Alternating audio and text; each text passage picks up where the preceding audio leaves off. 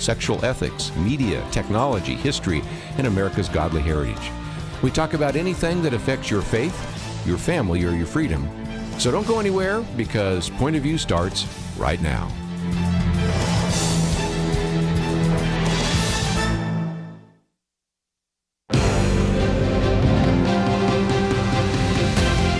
Across America, live, this is Point of View.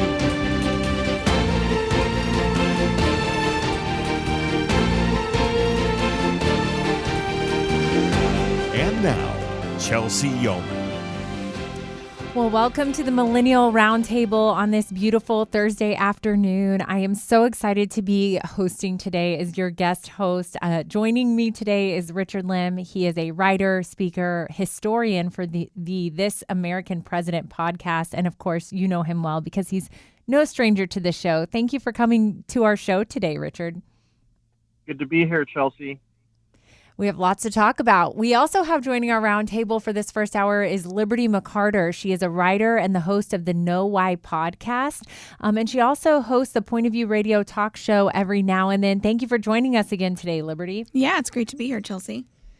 Well, we are going to dive right in. We've got some really interesting news, I thought, from the religious right and the conservative movement end of the spectrum. And so I wanted us to start the initial show here talking about the Heritage President and some of the things that are happening there for that organization.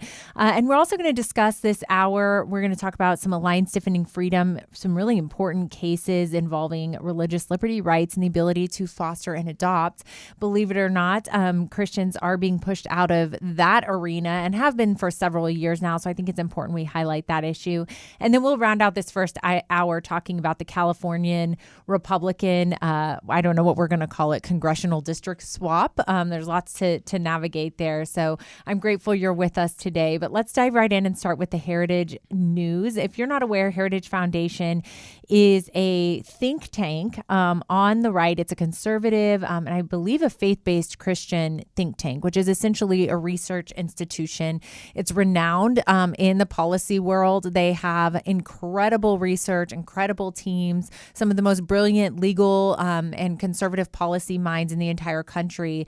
And they're an incredible, outstanding organization. But they have had some drama going on. This was published on thehill.com this week, where their president is Kevin Roberts. He's actually a fellow Texan and an ally in the movement.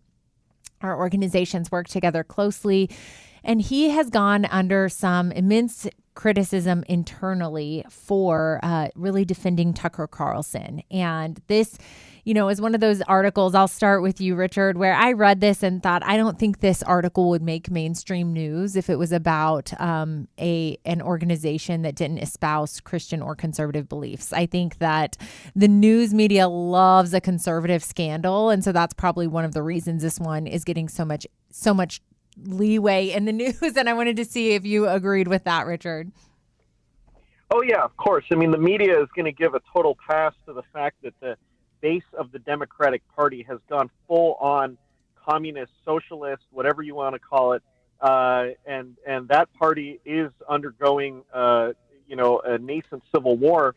But you have this kind of situation, which there was an article, I think it was in CNN, that said that, this moment was like the turning point for the entire conservative movement. And it's one of those things where, there are differences within any coalition that need to be discussed openly. But at the same time, you're absolutely right to point out the double standard there. Yeah, that's really one of the biggest topics I wanted to bring up. We're going to get into what was said and what's going on internally with Heritage based on leaked videos, even of internal meetings and emails, but which is a crying shame, of course. But I do want to note what you're alluding to, Richard, which is the idea that this article would never have come out if it was Planned Parenthood staff whistleblowing on how abusive and immoral and incredulous they act internally at Planned Parenthood or other left-leaning organizations. As you mentioned, Richard, frankly, the fact the Democrat Party is imploding. I mean, they have their own factions as well. Liberty, did you give any thought to that when you read this article? Well, Chelsey, I'll admit that I hadn't initially thought of that because I have been seeing everything that's unfolding. And you're so right, though, that there is so much that's happening in the Democratic Party and on the left. And there really is a civil war kind of going on, as you said. And one thing that is true is that I think anti-Semitism in particular is on the rise everywhere. And so I do think that this is probably making more news in the mainstream media because it is a conservative organization.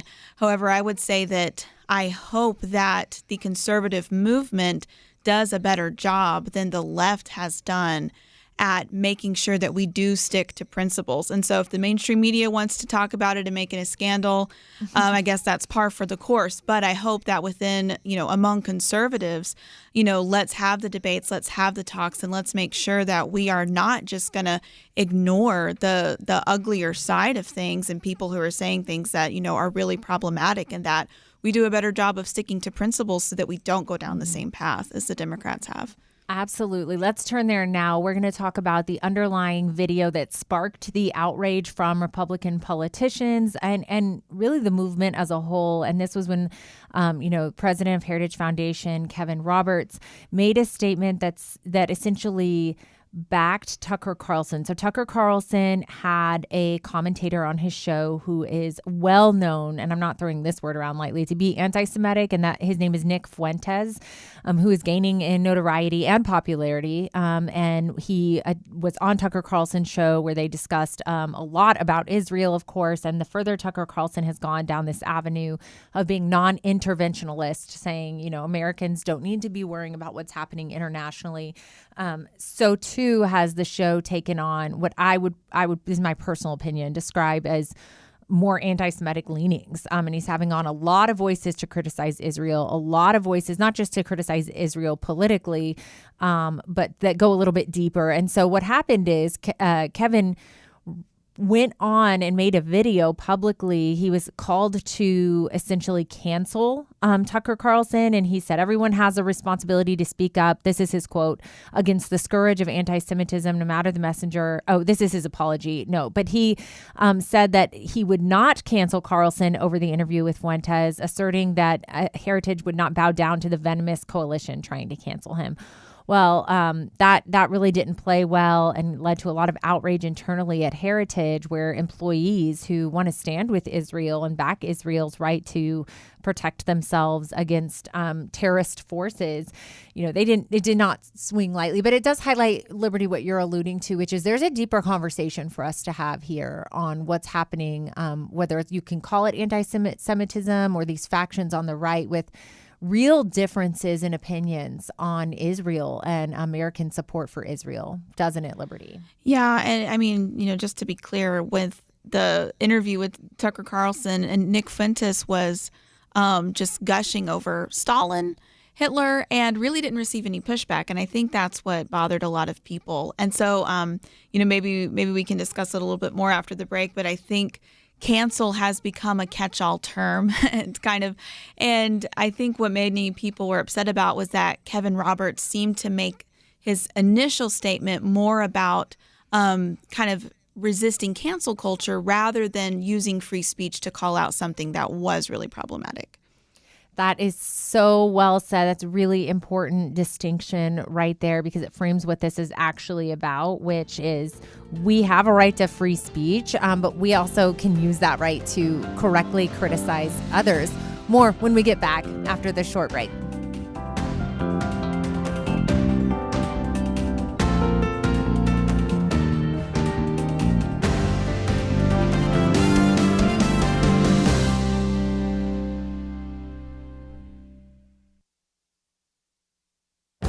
This is Viewpoints with Kirby Anderson. In a recent interview, James Lavish explained the economic dilemma facing our leaders. First, he laments that so many in the media and the government keep promoting that the economy is doing fine when the average American consumer isn't doing well.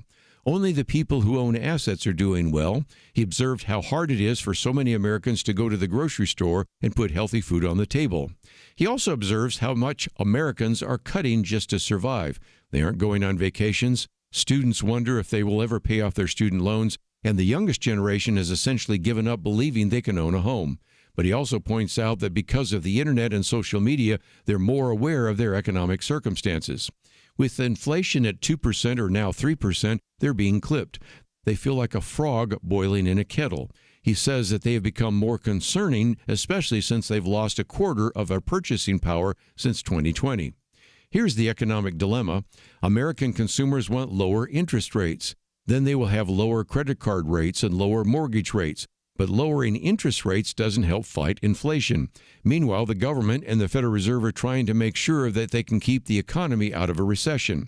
He concludes that the government will have to start printing money again, but this solution only postpones the inevitable. As I've mentioned in previous commentaries, Larry Lepard's book, The Big Print, warns that we can't keep kicking the can down the road because we're running out of road. This is the economic dilemma facing our leaders. There are no easy answers this time. We simply can't continue with a business-as-usual approach anymore. I'm Kirby Anderson, and that's my point of view.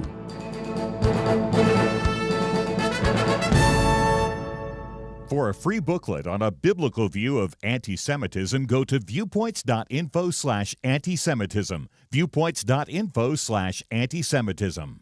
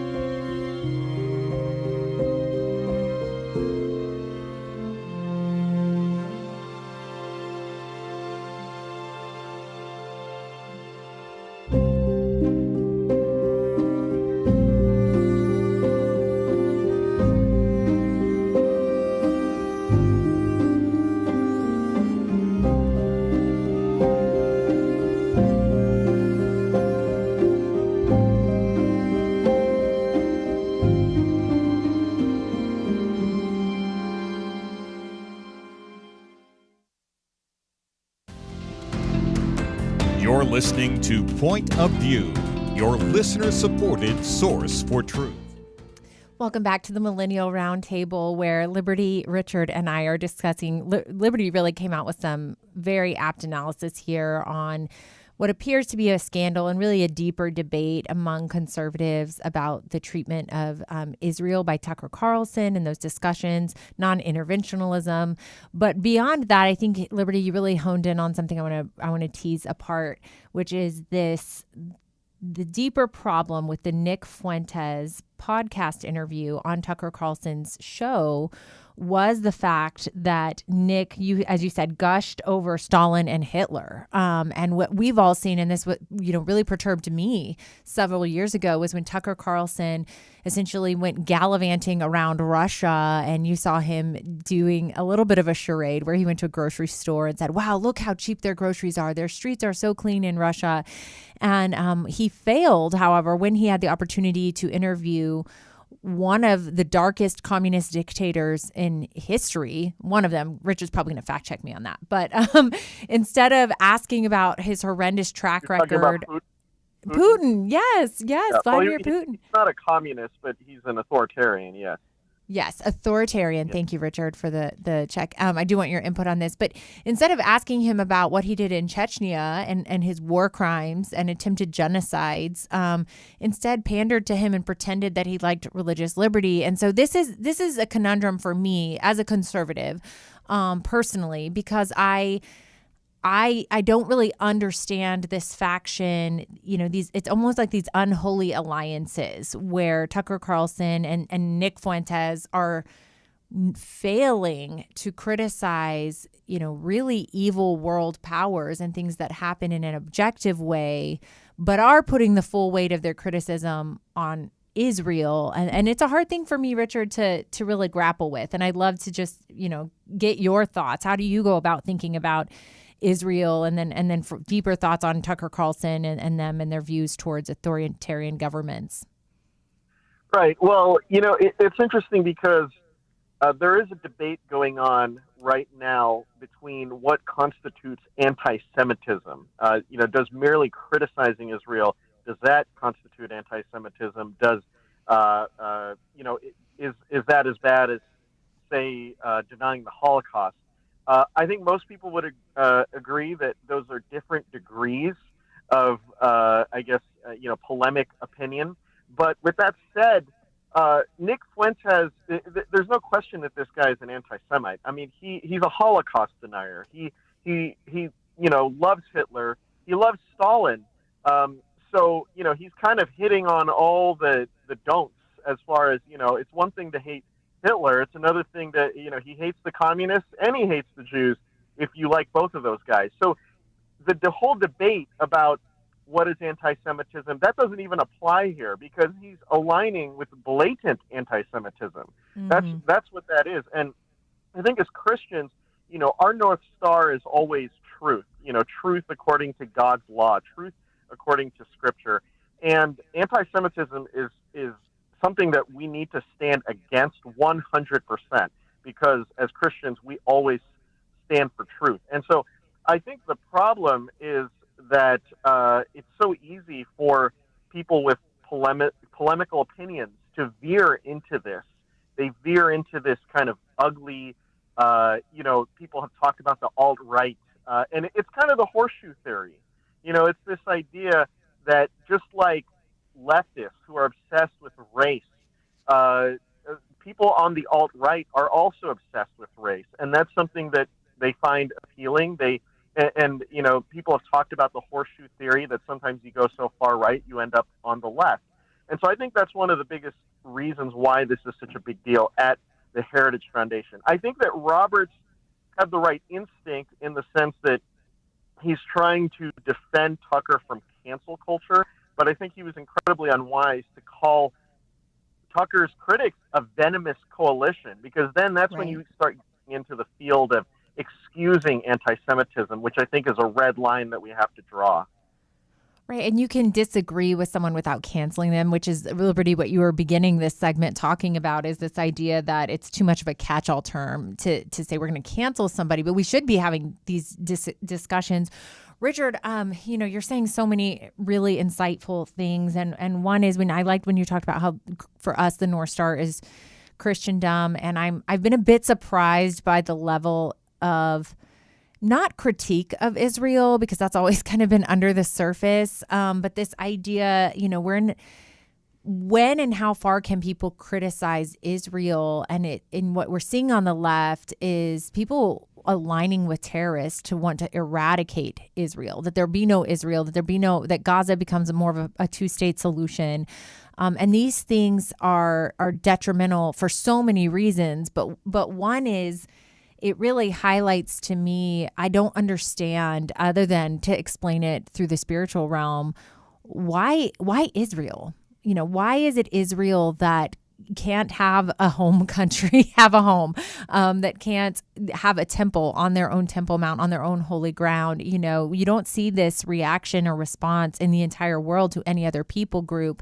And I would love, Liberty, for you to get your response to anything Richard said, but also, what I'm talking about here, which is this idea. It's one thing to question an active government, which I think we need to separate from the Israeli people themselves and Jewish people themselves, right? I would not say that our American bureaucracy represents me or America purely as a people group. Their actions can be separated as an autonomous authority over a people group from the people themselves. But those are not distinctions that Tucker Carlson or Nick Fuentes are making. Right. And I mean, Richard was so right that we have to always have as our guiding star the truth of God's word. So this is something that I've been thinking about too, because you've seen this a lot where people will say, well, just because I'm criticizing Israel, that doesn't mean I'm anti-Semitic. And there may be some legitimacy to people criticizing Israel and then being called anti-Semitic. And that's why it's like there's a lot of nuance here. And so we really need to be careful in how we're understanding this. On the other hand, though, people, I think, there are some, including, maybe Tucker Carlson now and some other voices who are crossing the line into anti-Semitism and saying, no, I'm just criticizing Israel. And I actually want to point out an interview that Kirby did yesterday, and I was listening to it, and I just thought, oh, wow, this is so helpful. It was with Michael Rodelnik, who is from Moody Bible Institute, and he was talking about, okay, where is this line? And so he was saying, like, yes, you can, there are a lot of people who live in Israel who don't even like their current government. Like, that's a normal thing to criticize your government. But when you are delegitimizing the right of the Jewish people to even have a state, and that's Zionism, right? People are like, don't be Zionist. Well, that just means that Jews have a right to have a nation, which has been their nation historically for thousands of years. So Israel should exist. It has a right to exist. So you shouldn't delegitimize that. And then another thing that is crosses the line into anti-Semitism is believing and repeating like lies and propaganda about Israel. And with the war with Hamas, there was so many lies and so much propaganda that can easily be fact-checked. And a lot of people, unfortunately, even I saw Christians who were repeating claims of genocide and ethnic cleansing that are just so easily refutable when you actually look at the details. So I think those are that was a really good interview. People can find it at pointofview.net that offered a lot of clarity.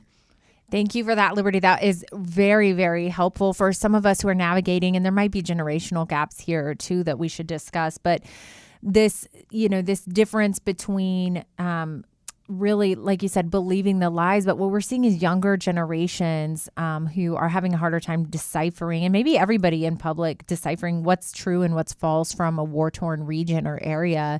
It is difficult, but these arguments that you're seeing, these lies you just spoke to of genocide, or like blocking aid, humanitarian aid to the Gazan citizens and region, those types of things, really nobody wants to see that culturally. That creates this cultural pushback against what Israel is doing, because none of us as humans want to see other humans treated in that way. And to say, the responsibility lies at the feet of Hamas, who you saw all tons and tons and tons of aid sitting there at the border, or Hamas confiscating it, or sending out propaganda videos.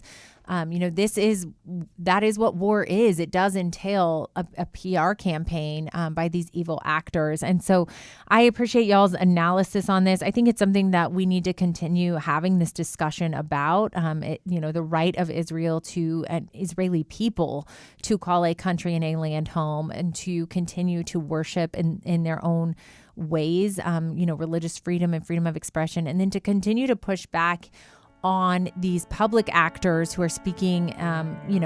Those are important dialogues to be having. Don't forget to go to pointofview.net or like us on Facebook at Point of View Radio. We'll be back after this short break and turning our discussion to some really important religious liberty cases.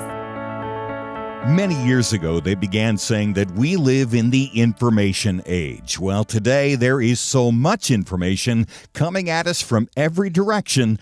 The hardest thing is to discern which issues are really important, and how can I make a positive impact without wasting my time trying to figure out accurate information.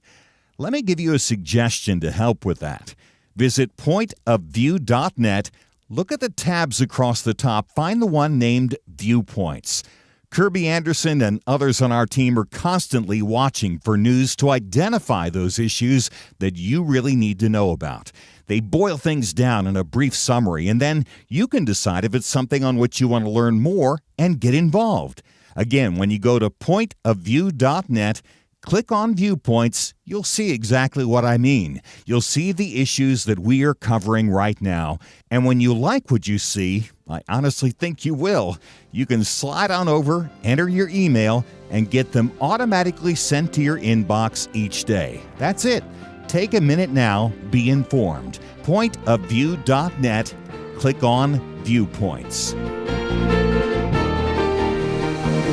Point of View will continue after this.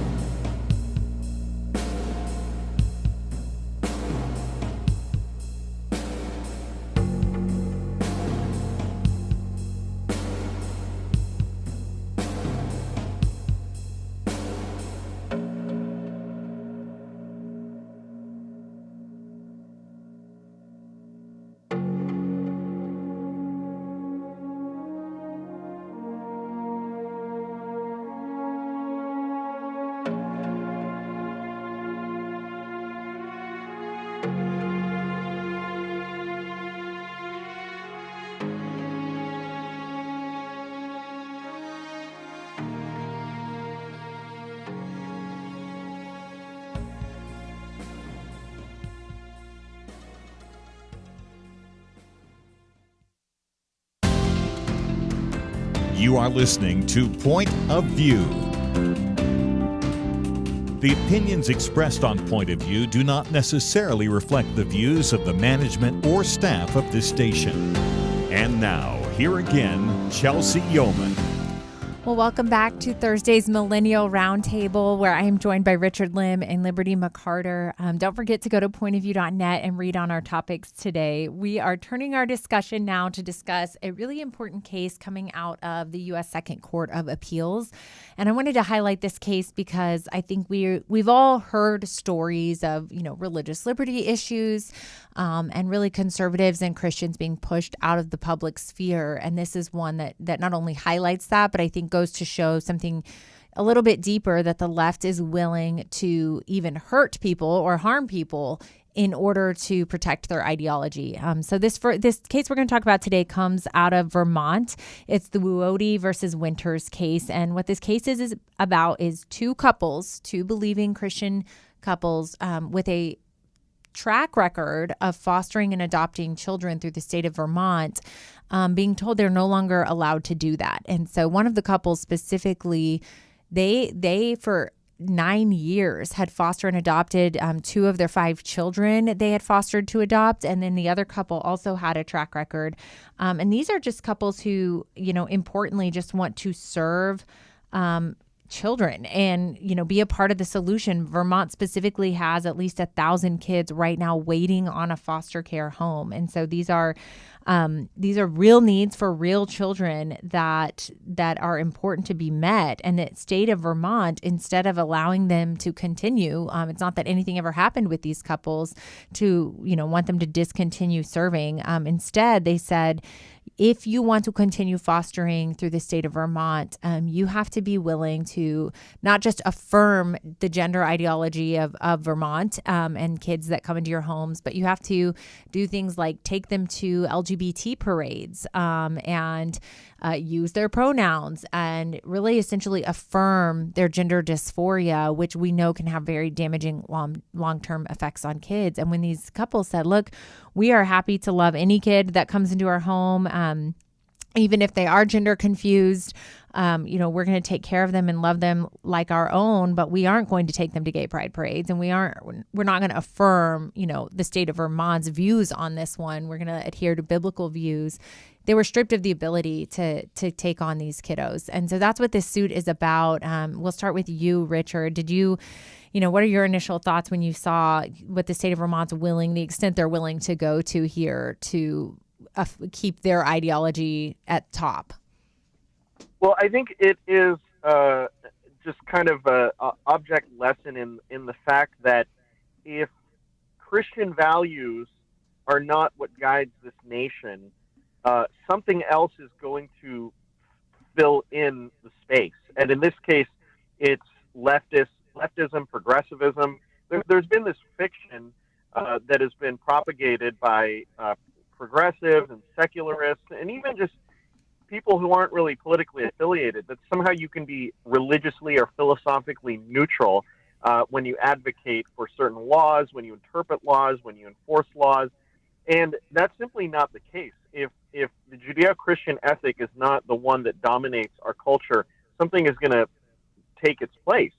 And the result is what you're seeing here, just blatant unconstitutional religious discrimination. I mean, what you're seeing is pure punishing of families merely for holding biblical beliefs. And the state then endangering the welfare of children to put its ideology, its leftist ideology, where you must accept, LGBTQ, the LGBTQ worldview. And so I think this is an opportunity for us to really communicate to people that, hey, there is no such thing as neutral ground. There is no such thing as neutral ground when it comes to family policy. This is something I think even a lot of Christians need to hear, because they kind of dabble in this fiction that somehow, we can't impose our religious views on other people. Well, something's going to be imposed, and this is what we're seeing right here.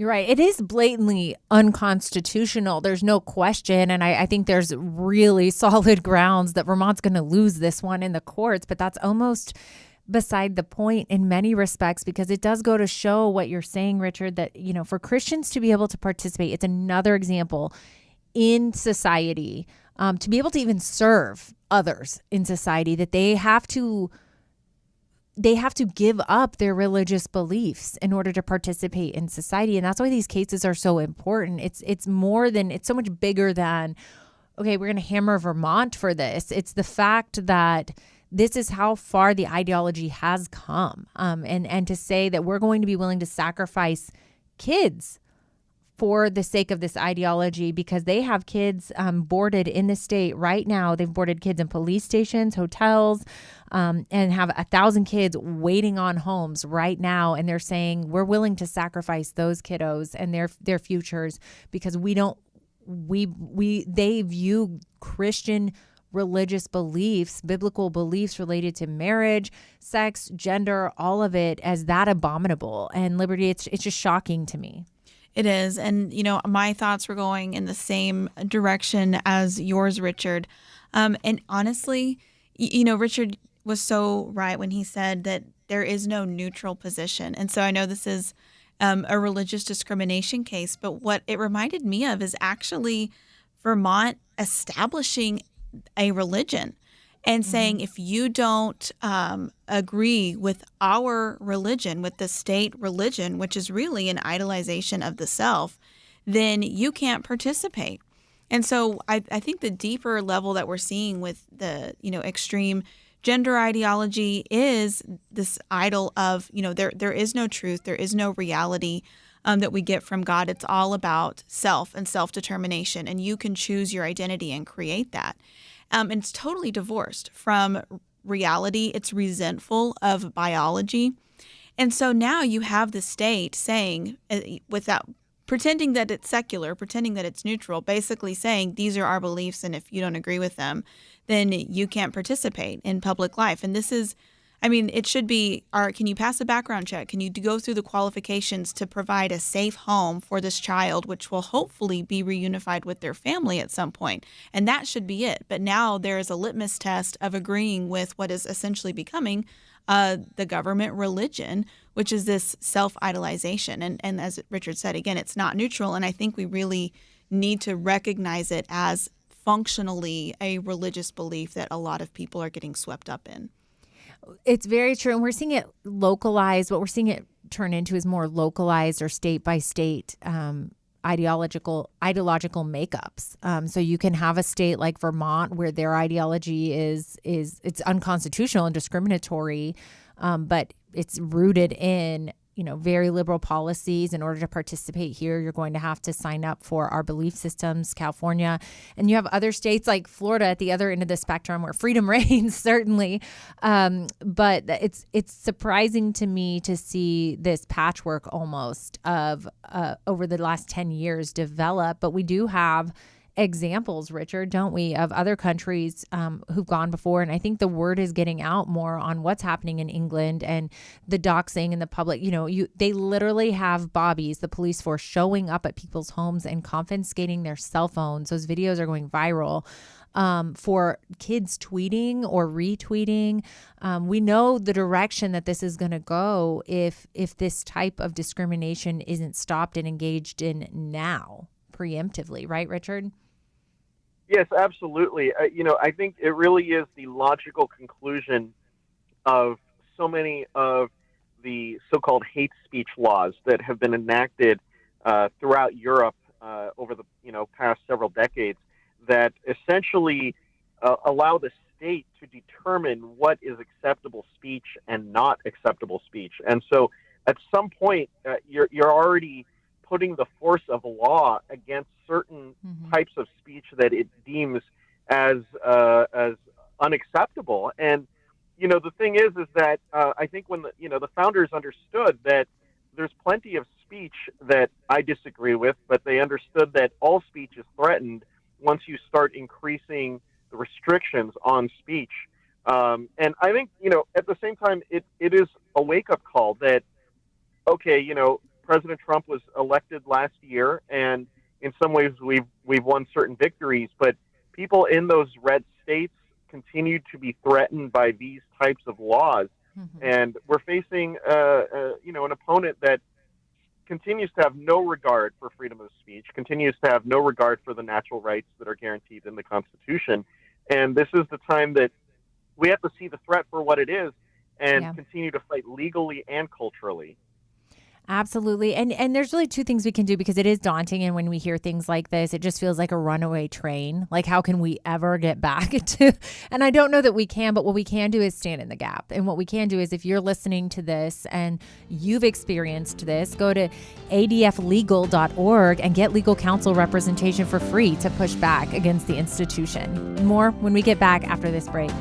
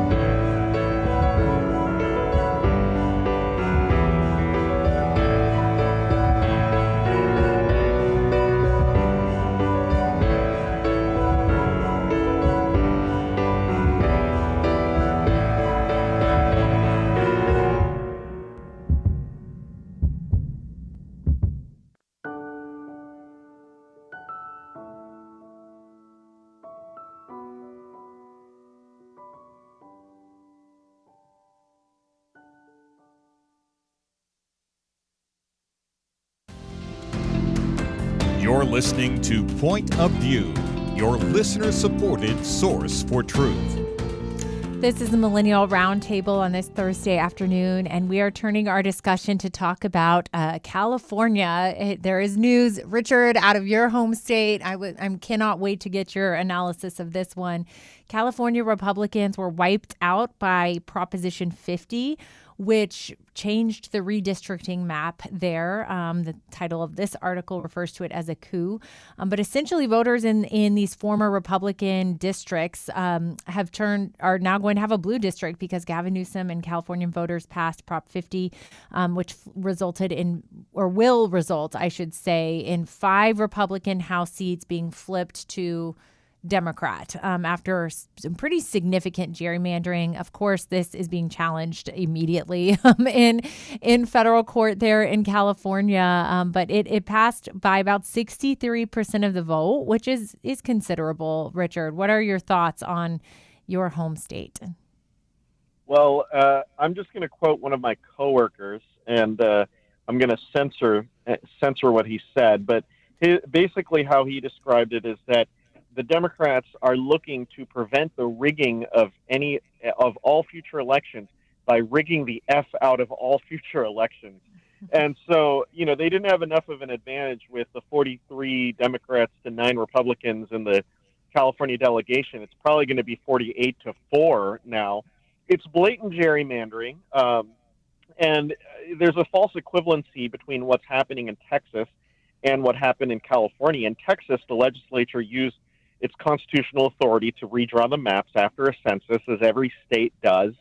And California, on the other hand, abolished its independent redistricting commission. That was a system that had been approved by the voters, and instead just gave that straight back to the politicians.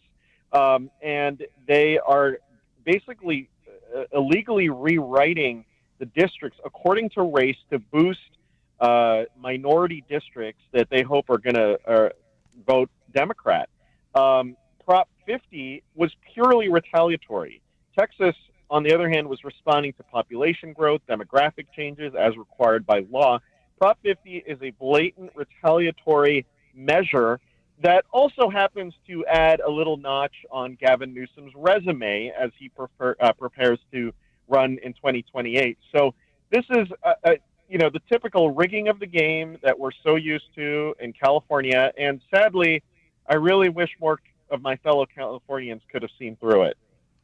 Yes, I think what you're alluding to is something that people just don't know. I mean, I think when they look at their ballots, if they go to vote at all, which is a big question in a state like California, where there's a natural demobilization of, your red voters who feel like it's completely a lost cause. So if they were showing up, maybe it'd be a little bit more of a fight. But you also have are voters who just sort of buy what's on their TV, the headlines, especially everybody living in their own silos. We've got this effect of people following news that they like and want to hear. So when you're a liberal in California and Gavin Newsom tells you that Texas started this and he's going to finish it, they're going to like that, right? They're not going to look under the hood and see, particularly liberals who might not care as much about the law or constitution. They kind of care about results, right? Whereas Republicans tend to focus a little bit more on the principles of the law and not wanting those to change. That's why they're called conservative.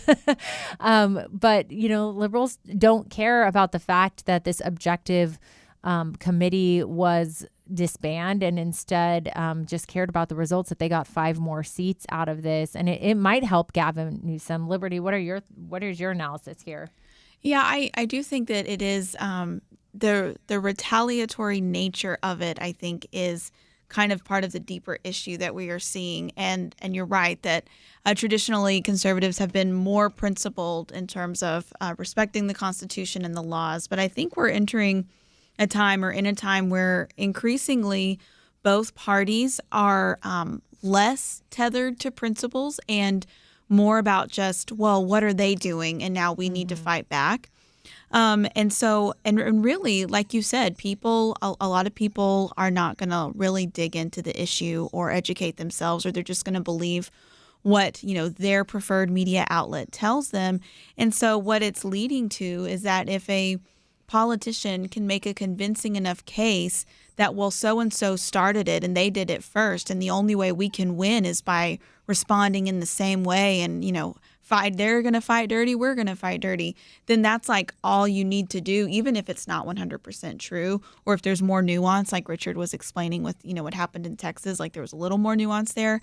All you have to do is say, well, they started it, and therefore if we're going to win, democracy is in danger, therefore we have to fight this way. And I think we're seeing that more and more, and it's just kind of like reaction, and less tied to any principle on either side. Well, and this is important too, Liberty, because I think long term what's going to happen besides this gamesmanship, which I think in politics I just come to expect. But supposedly this is going to only last about 5 years. It'll be a 5-year majority district there, they're going to say. But I almost wonder, Richard, if there's going to be a longer term demobilization impact from this, because these 5 Republican districts were already so outnumbered, which you said earlier. There was already so few of them, going 48 Democrat to 4 red in your state. I mean, do you think that's going to impact these Republican voters? Because there are Republicans in California. I think that is a misunderstanding of the voter base there to say that there aren't. It's just a question of, at what point do they not bother to show up? Yeah, and so much of campaigns is literally just getting people to show up. And that's one of the things that, Charlie Kirk worked so hard to do for Donald Trump, getting those low propensity voters. I mean, there are probably more conservatives in California than there are in maybe any state in America. It's like saying that there are more Christians in China than there are almost in any other country by the sheer numbers. I think what we're really seeing here is that people are not learning, especially people on the left. They're digging their heels. The red areas are getting redder, and the blue areas are getting bluer. Really, it's the blue areas that are getting bluer that are forcing the red areas to dig in their heels. And so, you do have this arms race that just keeps building and building and building up. But here's the thing. I still believe that in the end, this country is a center-right country in the end. And I think that in that sense, the numbers still benefit our side if the Democrats are going to keep going down the road of Zoran Mamdani, and if they double down on the socialism. And I institutionally, I don't think that they can turn back. And Gavin Newsom is going to pretend to be a moderate, et cetera, but he's pushing this stuff just like Joe Biden did. And so I think the more we can communicate that the Republicans or the Democrats are fundamentally a radical party, that's going to hurt them nationally. Well, no doubt. And the Tuesday's election results were interesting for several reasons, but one of them is I think that this is the response of a party who is losing and losing big. They've had a lot of defecting voters from demographics that have been for decades a blue voter, whether that's minority voters, and we can break those down from there, or even the fact that the majority of women voters, female voters under the age of 30 voted for President Trump. I mean, that is wild when you know that they made that race about, gender, men and women. Essentially, they pandered to that, those ideologies. But Richard, just wondered if you had any other thoughts about Tuesdays, even nationwide. We're headed into midterms. I would love to get your thoughts on that. But Richard, I should say, go to This American President podcast, download it, follow Richard Lim on Twitter. He is an incredible, brilliant historical mind. Thanks for being with us today, Richard. Who can you trust? Years ago, many of us could probably have provided a fairly long list, but today it seems we almost can't trust anyone. Educators don't even know what a woman is anymore. Many so-called public servants have shown all they care about is themselves. The FBI has been accused of bias, law-breaking, betrayal, and journalism. It's largely corrupt, with no Clark Kent standing up for truth, justice, and the American way. All of this is why Point of View Radio is more important than ever, and your part in supporting us is more needed than ever. Do your part today in supporting trustworthy truth. Stand with us and help push back the lies and the darkness. Visit pointofview.net. Don't put it off. Take a moment right now and click on that big blue button that says Donate Now, or Call to Invest at 1-800-347-5151, pointofview.net, and 800-347-5151. Point of View will continue after this.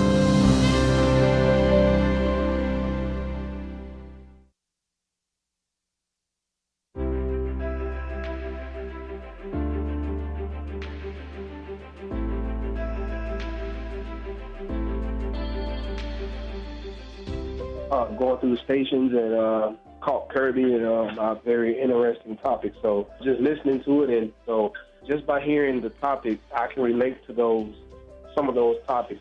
But it has impacted my life a lot. I enjoy listening to the station. I appreciate Point of View. You've been great and wonderful. A lot of information, and I really appreciate all your work you do. My wife and I have listened to Point of View for about 17 years now. We just want you to know how much you have meant to us in our lives. I've gotten a real education since I've started listening to Point of View. I want you to think, what would we do? How ignorant would we be if we didn't have Point of View? And come on, guys, give something to Point of View to make sure we don't lose this wonderful voice. And thanks again for what you do. Thank you, Kirby. I consider this my school time, so my 2 hours of school each day. So thank you very much. Point of View Radio Talk Show.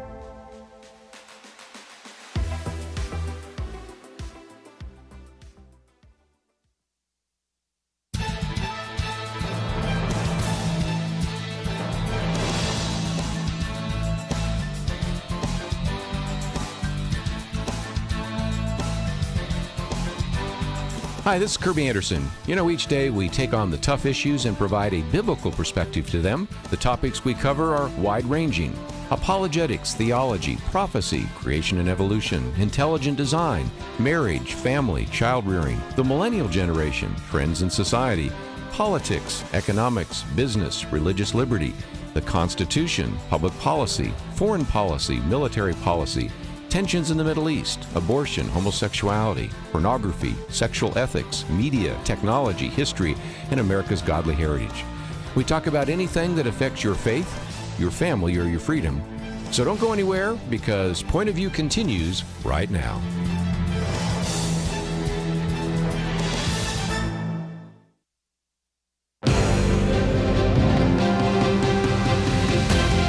Across America, live. This is Point of View.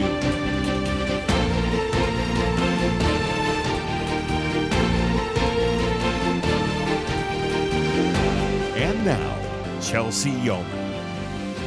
Well, welcome to the Millennial Roundtable on this Thursday afternoon. We are beginning our second hour with a continuation of having Liberty McArtor, the host of the Know Why podcast, and she's definitely no stranger to the show. So thanks for continuing on with us, Liberty. Yeah, it's been a great conversation so far, Chelsey. It has. If you were not listening last hour, we had Richard Lim and talked all things politics, California election results, religious liberty, you name it. So go back and be sure to listen to that. You can go to pointofview.net or like us on Facebook at Point of View Radio. Joining us this second hour is Will Barclay. He is an award-winning political theorist and policy expert. He is a correspondent for the Western Standard. He's been on our show several times. We always appreciate his insight. And he's also from Canada. I don't know if you know that. It's relevant to our next topic, of course. But Will, welcome to the show.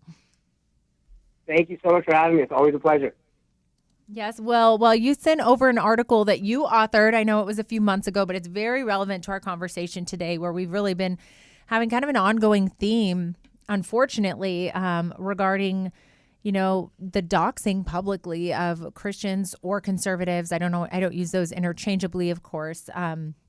But you sent this article out, and it really discusses some of the landscape of what's going on in Canada right now. And I think, one, it's relevant for us because we tend to see in the Western Anglo countries what happens in the UK, Australia, and Canada soon happens in America. You guys are always the front runners on some of the sea changes that we've been seeing. But this article led me to want to ask you several things. The first of which is, are you okay in Canada? It doesn't sound like things are going well for Christians there. And I just, would love to get your honest thoughts on both politically, culturally, socially, what is going on in Canada? So I think that in short, things are not okay here, and I think they're a lot worse than people might think. I think that Canadian society has been violently polarized over the past decade, and I think that violence, like I was saying, kind of roils just beneath the surface. I think we're a few bad years away from it, let's say, or even closer. I think very much it's become clear that any Canadian, very much, who refuses to worship at that altar of modern liberalism has been forced to confront a grim reality. Conservatives have very much become the most openly scorned and oppressed minority in Canada over the past decade. And this has all happened in the auspices of our current Liberal government. So firstly, all right-wing dialogue and discourse is being censored and oppressed. Conservative media outlets and citizens are routinely silenced and censored. And right-wing ideology is very much been systematically exterminated throughout every Canadian university and college. Data actually shows that nearly half of all Canadian university students are actively concealing their real opinions for fear of sanction or mistreatment. We've had right-wing political actors relentlessly oppressed and othered in Canada over the past 10 years. From 2015 to 2025, our former Prime Minister himself actually frequently misconstrued populists as some species of crypto-Nazi and attempted to associate all right-wing ideology with the accusations of bigotry and fascism that have plagued America's president, Donald Trump. Even the RCMP, our National Police Service, recently regurgitated the tired leftist trope that any right-wing or traditional values are a sign that a person is becoming more extremist. I mean, the Liberal government itself has actually violated Canada's laws and abused our state's democratic processes in order to exterminate Christian values, right-wing ideology, and politics in Canada. I mean, that's Sean Foyt, when he came over, wasn't able to perform. He had all of his permits revoked by various aspects of our government simply because he's an open populist and Christian. And in 2022, the Liberal government itself actually violated the Canadian Charter of Rights and Freedoms in its efforts to oppress the Freedom Cause and its bevy of right-wing supporters. I mean, even the popular secessionist movement that has captivated the province of Alberta is a response to the Liberal government's overt suppression of right-wing value and ideology. I don't think it kind of get much worse. Yeah, it can't. And we're seeing this not just in Canada. We're seeing, Liberty, these trends in the UK as well. I know that my organization, Alliance Defending Freedom, is representing many believers in the UK. One group, they were silently praying in their own minds, not even out loud, outside an abortion clinic. And that was enough to get them, arrested. People are having their cell phones taken for tweets, for retweeting in the UK. The police will show up at their house. Crime and theft on the streets is allowed to run rampant, but the Christian values is under attack in these countries. And more than, people getting fired, people are going to prison now. And it is overwhelming to think about, Liberty. And I know that that's not encouraging. Luckily, some of these countries, especially here in the United States, we have the U.S. Constitution, which has been an absolute firewall and stonewall of protection for us. But in Canada, there's so much gamesmanship. We all remember, I think it was such an eye-opening moment years ago when the truckers who so valiantly drove in to protest peacefully against Trudeau, Prime Minister Trudeau there, that their bank accounts were wiped and frozen. And, that level of control, it's disconcerting, isn't it, Liberty? It is. It's very chilling. I was just talking with Steve over the break about a book I'm reading. It's called Against the Machine by Paul Kingsnorth, and I'm working through a lot of aspects of the book. But there's one thing he said in there that I think is so true, and that's in today's age, all people really know how to do anymore is deconstruct.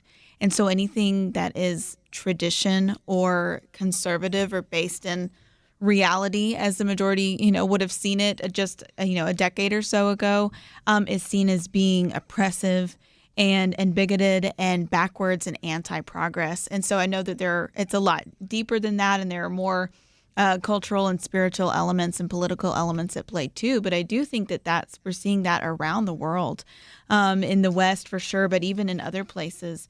I know Will's article mentioned South Korea as well. And so there is just kind of this mass movement to reject these belief systems that people have held for thousands of years. And all of a sudden, it's wrong. And I think it's very unsettling. And we see when there aren't protections or when people don't stand up against it, then you see the fruit of that. You see where it goes, and it ends up with a persecution of really anybody who holds those beliefs. And that's what we're seeing. And it's frightening that in supposedly free nations, you can have your bank account frozen for speaking out against the government, or you can post on social media or stand outside and pray silently and get arrested for those kinds of things. It's absolutely awful, but that is where things are headed and happening. It is. And in some ways, this might be something's wrong with me for thinking this, but I wonder what the threat is, right? If these values, conservative and Christian belief systems, why do they consider them such a threat if they're not true?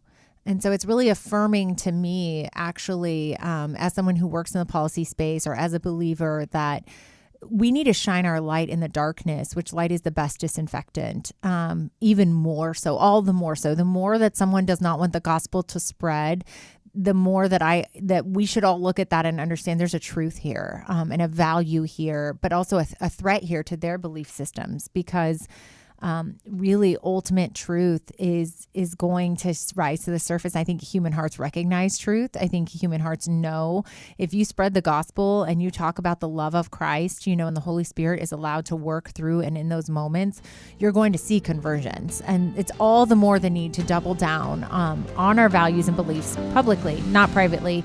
More when we get back after this break.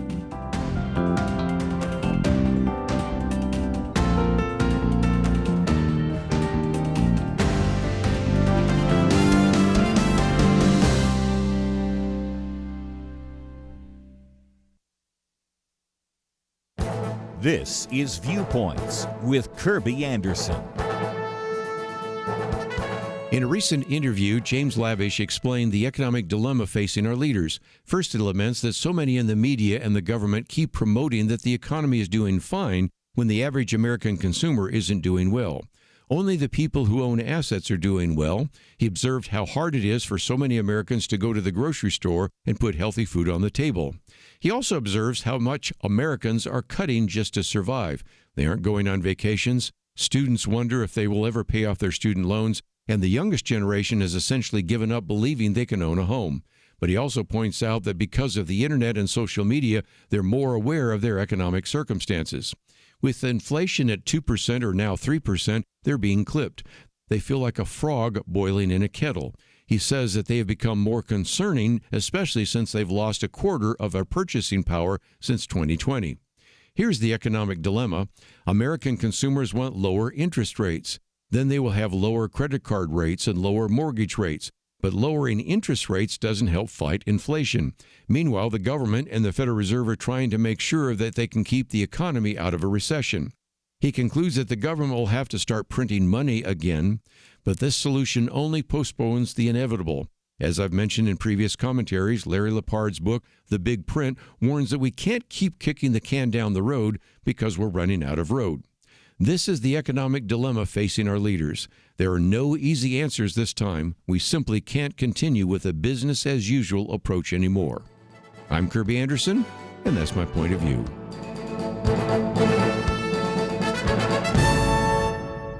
For a free booklet on a biblical view of anti-Semitism, go to viewpoints.info/anti-Semitism. Viewpoints.info/anti-Semitism.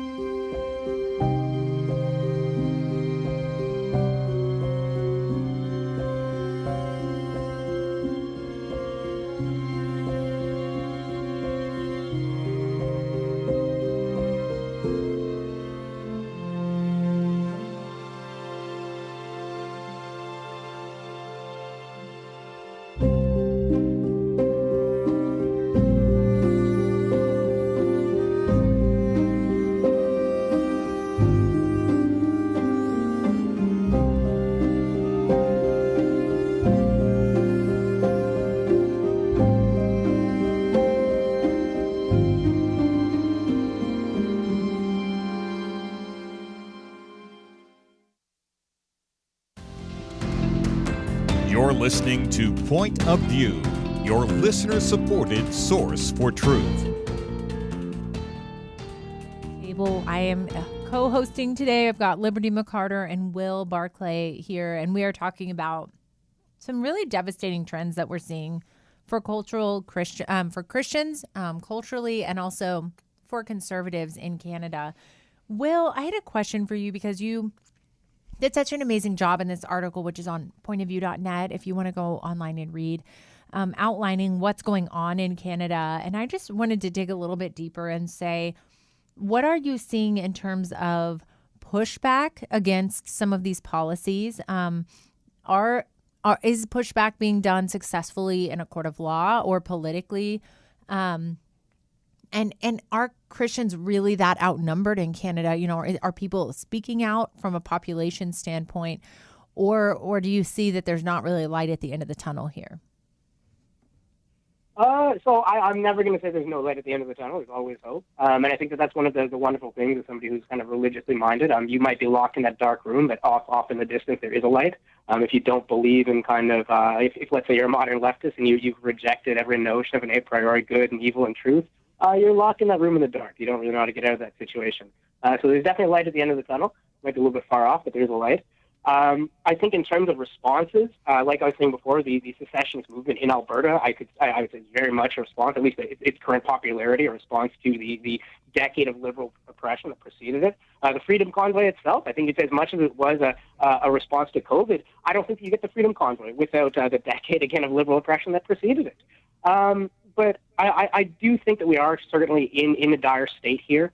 And I think that, like I was saying before, things are much closer to violence, and I want to say maybe anarchy more so than it might appear. I think that the overwhelming majority of Canadians now feel as though they inhabit, I think this goes for people on the left and the right, funny enough, I feel like they feel as though they inhabit a state that mimics more the Hobbesian state of nature, right, than anything resembling a nation state.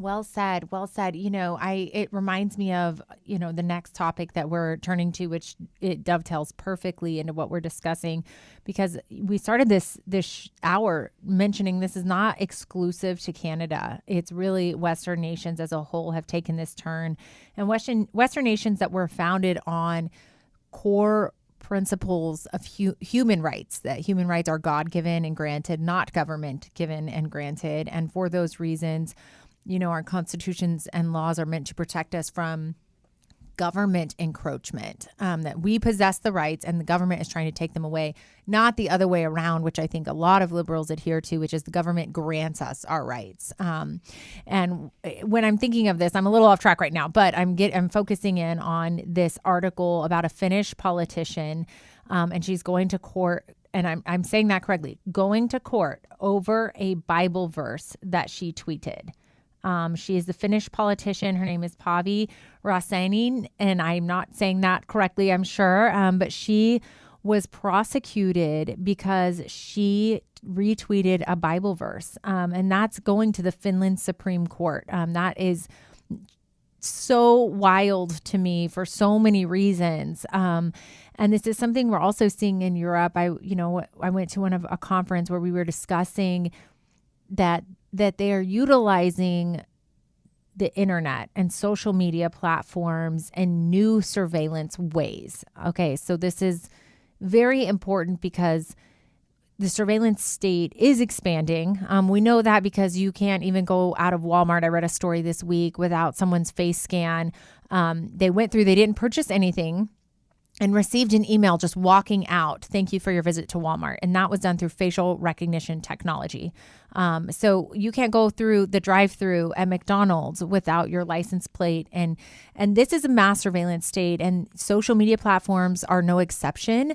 And so they've got in Europe right now major issues with an act there that basically allows social media platforms and AI technology to surveil people. And it's being utilized against the church, just like we're seeing in Canada, where all of these mechanisms and infrastructures in place are, they're not being used against any other religious population, other belief systems. It's really being used against one, Liberty. And so I know you saw this case I sent over to you guys happening in Finland, but feel free to take it from here. Yeah, again, it's chilling. I think it's the same pattern that we're seeing in so many places around the world. And I do want to just kind of read some of the details too. So in 2019, the Evangelical Lutheran Church of Finland was officially sponsoring a local pride event. And so in response to that, she shared a photo of, she tweeted Romans 1:24 through 27, which talks about sexual morality from, biblical ethics on that. And so again, it's this challenge that we see over and over again, specifically of the LGBTQ ideology. But I think, again, the deeper issue there is that people are not adhering to any sort of higher moral standard outside of themselves. And so if you are considering self to be God, then you have to have the ability to determine your own identity and do with the self whatever you will. And anything that particularly or especially challenges that, to say that your body is not your own and that you have obligations to others and that you were created a certain way for a specific reason. Again, those traditional beliefs that people have held for thousands of years, and multiple religions too. If you say anything like that, then you are just that is what you're not allowed to say. And so I think that's important to realize that as so many of these, that is kind of the core issue. But again, just broader, it's concerning. And I do want to just kind of highlight, though, that she, the woman at the center of all this, was really encouraging to me reading it, because we are unfortunately in a time where we're seeing more and more of this. And so I don't think we need to be surprised when our values are called into question and even persecuted.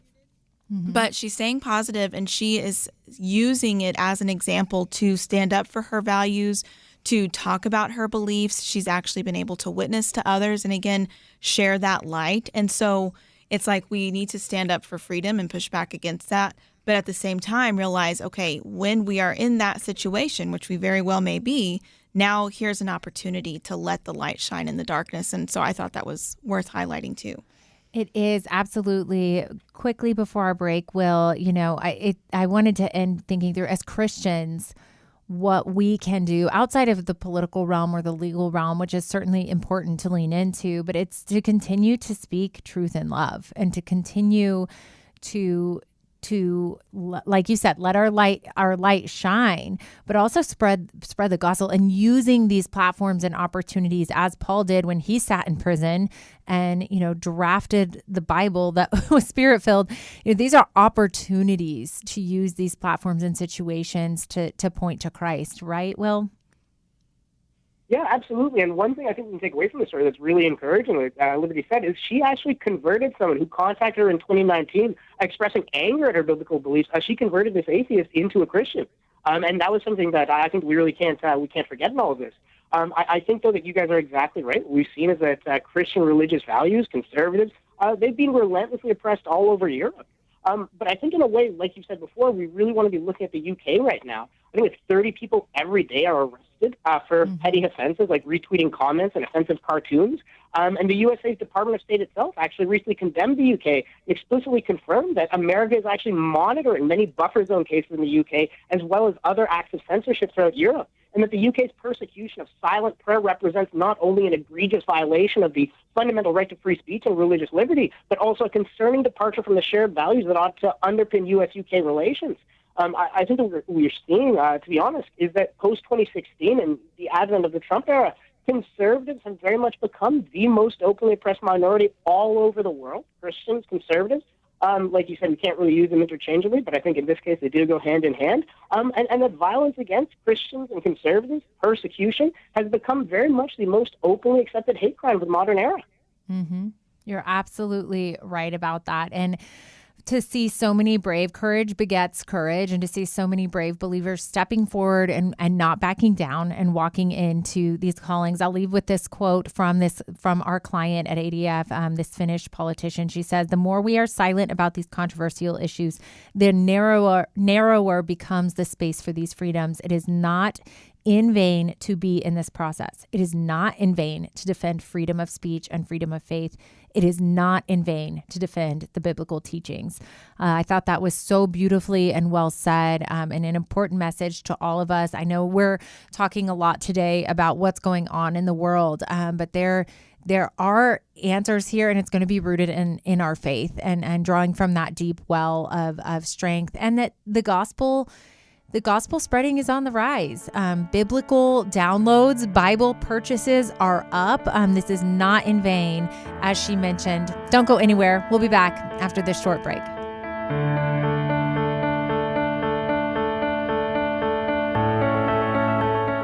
It almost seems like we live in a different world from many people in positions of authority. They say men can be women and women men. People are prosecuted differently or not at all, depending on their politics. Criminals are more valued and rewarded than law-abiding citizens. It's so overwhelming, so demoralizing. You feel like giving up, but we can't. We shouldn't. We must not. As Winston Churchill said to Britain in the darkest days of World War II, never give in, never give in, never, never, never, never yield to force, never yield to the apparently overwhelming might of the enemy. And that's what we say to you today. This is not a time to give in, but to step up and join Point of View in providing clarity in the chaos. We can't do it alone, but together, with God's help, we will overcome the darkness. Invest in biblical clarity today at pointofview.net or call 1-800-347-5151. pointofview.net and 800-347-5151. Point of View will continue after this.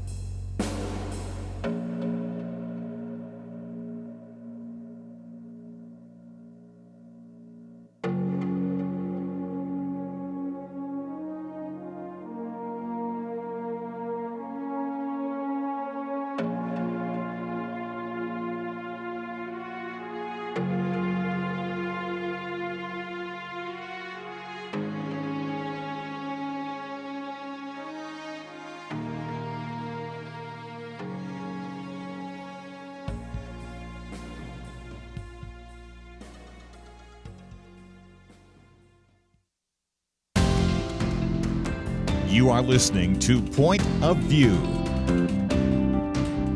The opinions expressed on Point of View do not necessarily reflect the views of the management or staff of this station.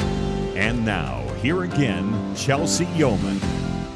Welcome to the Point of View Millennial Roundtable. Today, I am joined on this panel with Liberty McArtor and Will Barclay. And don't forget to go to pointofview.net where you can read up on our topics today. Go back to the first hour where we had Richard Lim. And you can like us on Facebook at Point of View Radio on Facebook. Leave your comments there. We love to hear from you. We are turning now our discussion to the New York mayoral race that was decided, at least the primary was decided on Tuesday. Zohan Mamdani is set to become the Democratic nominee in New York City's mayoral election. Now, he had former Governor Andrew Cuomo as a counterpart, and he led early polling, I should say, but then ended the campaign Tuesday night as his rankings clearly showed that Cuomo was not going to be able to pull this off. It's a pretty big political upset, considering Mamdani has been an assembly member there or a legislator there for 3 terms now, but is relatively inexperienced compared to former Governor Cuomo. So this upset, surprised people for a lot of reasons, not the least of which is the fact that he refers to himself as a democratic socialist, and has some really bombastic comments about Israel out there. He himself is from, let me read this correctly, he's from Uganda. He was raised in New York City. He is 33 years old. He also ran by vowing to be Donald Trump's worst nightmare. That's a quote, and refers to himself as a progressive Muslim immigrant. And so there's a lot for us to talk about here. We can go anywhere we want with it. Liberty, I'll take it away. Yeah, well, what's most disturbing to me, I don't know, that he, again, the issue of anti-Semitism comes up because he has very troublingly refused to condemn certain things, including the phrase globalize the infantata. I think that is something that a lot of Jewish people in New York may be concerned about, is, what is it already is kind of a scary environment right now, with so much anti-Semitism on the left and now the right as well. And so is that going to get worse in New York? But I think this kind of demonstrates or illustrates the whole idea behind his campaign and what people were voting for. This was a quote after his victory: "We will prove there is no problem too large for government to solve and no concern too small for government to care about." And that just makes me say yikes, because that's essentially like if you said that, you could hear that in a sermon in church and swap the word government for God, and that would be like a biblical statement, right? Like there's no problem too big for God and nothing too small for him to care about. And it's like, oh, that's the perfect illustration of where we are, is so many people view government as God. And it goes back to what you were saying in the last segment of government giving us our rights. So that is, to me, just kind of like what he's all about. And that's pretty scary. It is, and it's for several reasons. I mean, anytime you hear the word socialist out of an elected official, and particularly somebody who won the position of mayor of New York City, and then you look downstream at some of his policies, which include making, some of them sound really appealing to voters, particularly liberal progressive ones, but making the bus system free for people, increasing tax rates on the 1%, on business taxes. He's going to increase those, and all of this so that the government can take care of everything you need. And as the World Economic Forum president would have said, we will own everything and you will own nothing, but you'll be very happy. And it's almost like this pervasive idea of beyond just we have very large liberal government, but that the government gets to control everything and hand us what we have. And that's disconcerting on so many levels, is it not, Will? Yeah, absolutely. I think it's super important we address Azron's communism and call it out for what it is. I mean, we could just say, look at his supporters, the hate that they've espoused for America, its fundamental principles, its democracy, and the fact that mere hours after his election, swastikas were found painted on a Brooklyn yeshiva, which is a Jewish school. But like I was saying, it's much more important that we address his communism and what it really means. And so I think if for the listeners, if you're going to take one thing away from this, what I'd like to stress is that a free market economy is not merely the ideal economic mode, but it is in effect the only ethical economic system. Any socialist state or communist economy is not merely grossly inefficient and utterly unproductive, but it's also quintessentially immoral and constantly in conflict with the fundamental human rights of its people. I mean, what is the free market but an effort to reject every aspect of a hierarchical, stratified society and a constant attempt to provide every citizen with an identical opportunity to not really participate in the political process, but to earnestly self-determine economically as well as politically? In truth, I think that anyone who wants at all call themselves a defender of democracy or human rights, like Zoran likes to misconstrue himself to be, they have to accept the free market economy, not seek to reject it outright like Zoran. Well, yes, so much there to unpack, and to add to this, that it's beyond just the economic piece. I like that you brought out some of his. We've been talking about being careful not to be overly broad with the word anti-Semitic, and so let's talk about that accusation against him. We know he's anti-Zionist. He has led many a march against what he would call anti-Zionism, and saying that he believes there's really no room for Israel there. He believes in boycotting, divestment, and sanctions movement against Israel to delegitimize the state of Israel. He even has this quote, which I found interesting. "It is Palestine that brought me into organizing. It is Palestine that I will always organize for." I wonder about I don't know. I wonder what he means by that. And then he just discusses this idea that they might have a right to exist, but it's a little bit like he's trying to galvanize, and his district is made up of 3 different boroughs that are very diverse. There's no doubt about it, but I do get concerned when I see someone with a Muslim background speaking the way that he is about Israel so publicly, right, Liberty? Yeah, I mean, there have been several opportunities just throughout his campaign for some of those things that he said to be clarified. And it's very obvious that he hedges his answers and won't really commit. And the thing is, I mean, he was most popular among kind of the young middle class. So people with college degrees, but who have been disaffected. And I think we need to acknowledge some of their economic frustration too, because, it's not perfect in America right now. Like, things are really expensive, and especially like even in the kind of middle class white collar workers who are graduating and having a really hard time finding jobs and not being able to afford a house. And then here comes someone who says they're going to do all those things for free. And when you already have the younger generation that has been, fallen prey to just this propaganda against Israel and against Zionism, and that being considered a bad word for a lot of people, then I just don't think that they're that concerned about it. And they don't care about that. He, was very much, he was a leader of pro-Palestine organizations in his college years, and that's kind of his background. And that's what we see among that generation. The younger adult generation today is what is popular. So I think there's really a lack of concern among the people who voted for him, and that it's just, they've really struggled and been frustrated economically. And here he is promising again there's no big problem too big for government to fix. Yes, and New York City is certainly an example of a place. We talk often on this show about, more the silent majority and average Americans, and people are more centrist than we're actually led to believe by, the mainstream media. But this might be an example that is not the case, where it's New York City. It is ironically the most Jewish city in the country.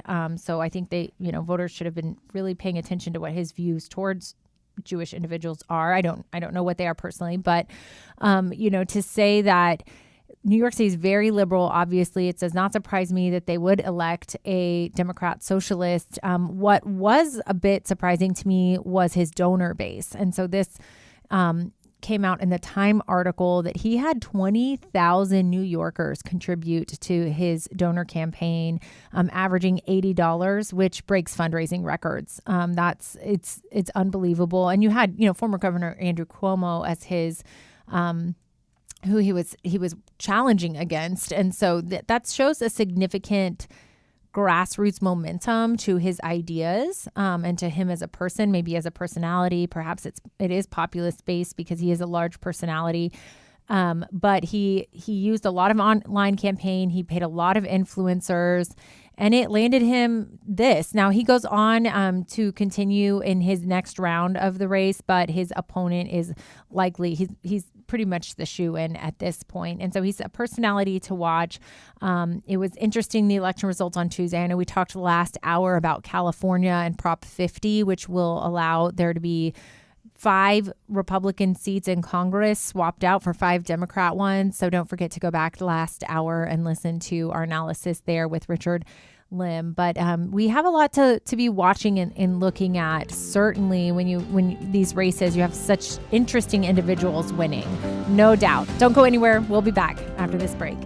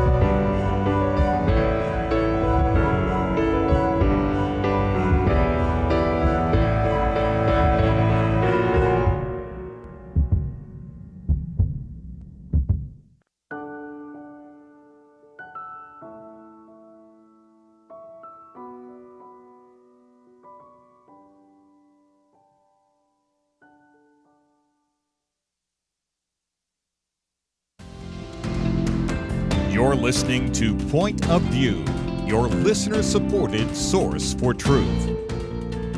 Well, welcome to the Millennial Roundtable. We are turning our discussion now to a debate over President Trump's refugee cap. What that means is how many refugees he is willing or his administration is wanting to allow into the United States in the next fiscal year, which already started, 2026 fiscal year started. But of course, he'll have to get congressional input on this, but he's proposed there to be a maximum of 7,500 refugees allowed into the United States in that year. As a comparison, this is kind of a hard comparison because President Joe Biden had as opposite as you can of an immigration policy as President Trump does. But the limit under President Joe Biden's administration in 2025 was 125,000. So this is significantly less than I think historically ever been done on record. What I want to distinction here, so the difference between someone perhaps migrating to our country, trying to get a visa, maybe to study education. Then there's those who just come in illegally, and then there are immigrants who come to seek citizenship. This is categorically a bit separate because refugees and asylum seekers are fleeing the nations that they're coming from. And there's a pretty thorough vetting process to obtain refugee status. I've actually worked on this issue before, and it requires something like your life or physical endangerment will be endangered if you return to your home country. And there's a lot of debate about this because even some in this article discuss, we have people internationally maybe who've helped be intelligence officers, local intelligence for us, or have helped our military service members, and they get found out, particularly in nations where, there's maybe genocide going on or civil unrest going on, wars we've been involved in the Middle East. They need to be able to seek refuge for helping us, the United States. Or there's a whole host of reasons someone can seek asylum. But I wanted to start with you, Will, on your thoughts on this. I mean, perfectly great political or conservative minds can reach disagreements on this issue and are in our circles. So I, would love to hear, your viewpoint on this. So I think that the issue here has less to do with the cap, with the fact that the Trump administration is going to be, if I understand correctly, letting in predominantly, it seems, white South Africans. I think, for instance, if it was the same number, but everyone was from Gaza, the left would have no problem with this cap, and I think they'd find a way to justify it emphatically. To be honest, to me, it's clear that the modern advent of identity politics has transformed the pursuit of diversity into an instrument of oppression and a political mechanism that leftists everywhere now routinely leverage in order to legitimize and encourage the persecution of any sufficiently undiverse or white person. And that's because the modern advent of identity politics has rendered the legitimacy of any person's respective social plight and perspective, indeed their ability to suffer itself, contingent upon their ability to immediately display the requisite diversity criteria and intersectional location upon the so-called spectrum of identity. Moreover, it's become almost inconceivable that a person or community might actually suffer, become marginalized or oppressed without explicitly exhibiting any of this necessary criteria. In fact, the modern gospel of identity politics has decreed that anyone who is sufficiently undiverse or white is not merely incapable of any social and political suffering, but is actually themselves a locus or a source of social political malaise and then a locus of oppression. I mean, in America, it's become completely illegitimate and even subtly encouraged to abuse and persecute any person who does not immediately and apparently display the appropriate diversity criteria and can get all labeled as white. I mean, in response to Zarutkin's recent flaying, the BLM, Black Lives Matter itself, explicitly stated, we have a right to violence. All oppressed people have the right to violence. It's like the right to pee. You got to have the right place. You got to have the right time. You got to have the appropriate situation. And I am absolutely convinced that this is it. That's crazy. And I think that's really why there's such a kick out about all of this. White oppression and suffering has become legitimate in America, both in America and internationally, to huge swaths of the population. And that's really one of modern America's most macabre truths. Something, again, vividly reinforced by Zarutkin's murder and the left's response to it. Any white person can currently be freely persecuted or even murdered in America and abroad, and nothing but silence will echo out. Yeah, it's you're raising so many points because I think the broader point might even be in a world that's increasingly having wars and not just civil unrest, but there's, genocide happening in Nigeria now. President Trump rightfully sent some U.S. warships there because of the mass amount of Christian lives at stake, that with the increase of war will come the increase of those seeking refuge from the environments that they're in, political refuge, but also for their own well-being and danger. And Liberty, I think it's worth noting that this article points out one of the reasons for the 7,500 cap, and I found a good comparator. President Trump previously had a 50,000 person cap, is because they want, whenever the shutdown finally ends, the federal government to work through the backlog of current applicants for refugee status. And because there's such a large backlog, they're wanting to work through that first. I don't know if you find that relevant to our discussion today, Liberty, but I thought it was important to say. Yeah, I think that's a good, it is a good distinction. And if that is happening, and I hope that that's the case, then that is something that needs to happen. I think Will is right, too, that there is hypocrisy in our culture with regard to who's allowed to be suffering or persecuted. And that goes back to identity politics for sure. But I think it goes, it has to do with religious affiliation as well, because this is something that we talked about on the roundtable a few weeks ago, was just the fact that there has been a lot of just ignoring of what's happening in Nigeria to the Christians there. And Bill Maher actually brought it up. And he was basically saying, you hear all these claims of genocide in Gaza, which are, provably false, but then people are ignoring or act like they don't care about Christians in Nigeria. And so I think, again, if it doesn't, for one portion of the country, if it doesn't fit into a particular box, then it's not a concern. My concern with regard to the refugee program specifically would be, can we prioritize people who are facing true religious persecution like the Christians in Nigeria? Can we, I think absolutely must prioritize as well, for instance, the Afghans who are so critical in helping U.S. troops, and then that they will be and are being persecuted and tortured and killed for helping Americans. And so that's just like, okay, we've got to help them because they helped us, and I think that is what I want to see prioritized. Yes. Okay. Let's talk about those standards, because you're right. There are several bases for obtaining the status, and I'm going to this level of nuance really on purpose, because I think when we talk immigration law and immigration policies, it's really easy to paint with broad brushstrokes, and there are everybody has a different situation. Every person is different.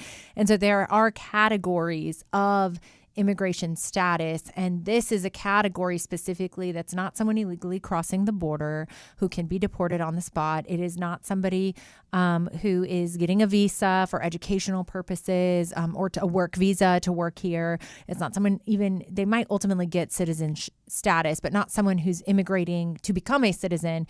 This is a category of immigration that is where someone has been so persecuted because of these statuses, their race, religion, nationality, or political opinions, that they risk their life or physical harm by remaining in their country. And so this is, for me, I think that's worth distinguishing, right? Is to say, we as humanitarians want to see others be safe, and there's so many kids and there's women involved in the world that are being facing these horrific genocides, even everywhere across the world. And it's important to also say that I think this study showed in 2017 that about after 8 years in the country, refugees who entered contributed more to the country economically than they took from it originally. So it's a good discussion. Thank you, Liberty, today. Don't forget to go to her podcast, The Know Why. Thank you, Will Barclay. Go to pointofview.net, read their bios, follow them on Twitter. I'm Chelsey Youman. Thanks for joining us. The Bible tells us not to worry, and yet there is a lot of worrying stuff in our world today. Thankfully, the Bible doesn't stop at telling us not to worry. God gives us a next step. He says we need to pray. But sometimes even knowing what to pray can be difficult. And that is why Point of View has relaunched our Pray for America movement, a series of weekly emails to guide you in prayer for our nation. Each week, you'll receive a brief update about a current issue affecting Americans, along with a written prayer that you can easily share with others. We'll also include a short free resource for you in each email so you can learn more about the issue at hand. Will you commit to pray for America? Go to pointofview.net. Click on the Pray for America banner at the top of the page to subscribe. Again, that's pointofview.net. Click on the Pray for America banner. Let's pray together for God to make a difference in America. Point of View is produced by Point of View Ministries.